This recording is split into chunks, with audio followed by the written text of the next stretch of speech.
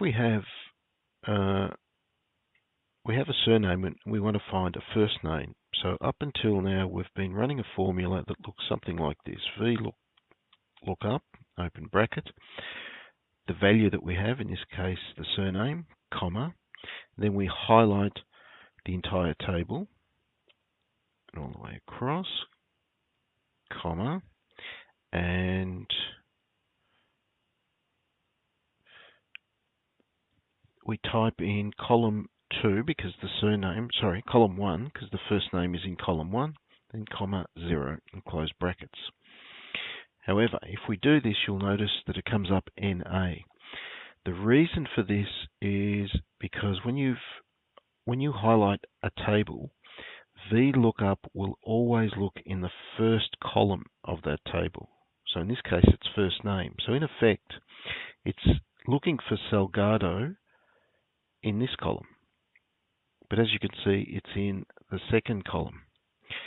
So really what we should be doing is having a table that starts with the surname. So it's looking for Salgado in this second column, or in this surname column, I should say.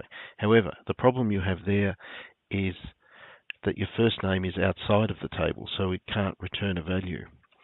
So we have to do a bit of cutting and pasting in this instance. So if I insert a column, and we'll get this column, and I'm going to shift it across.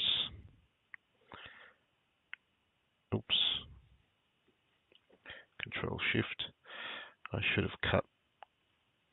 We can copy and paste or cut, doesn't really matter. Actually, I'll copy it and leave that there and paste. And now so we've got our surname first, because that's what we have here, and then the first name.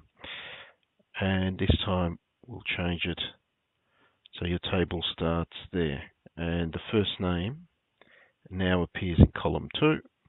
If we press enter, we get Salgado's first name.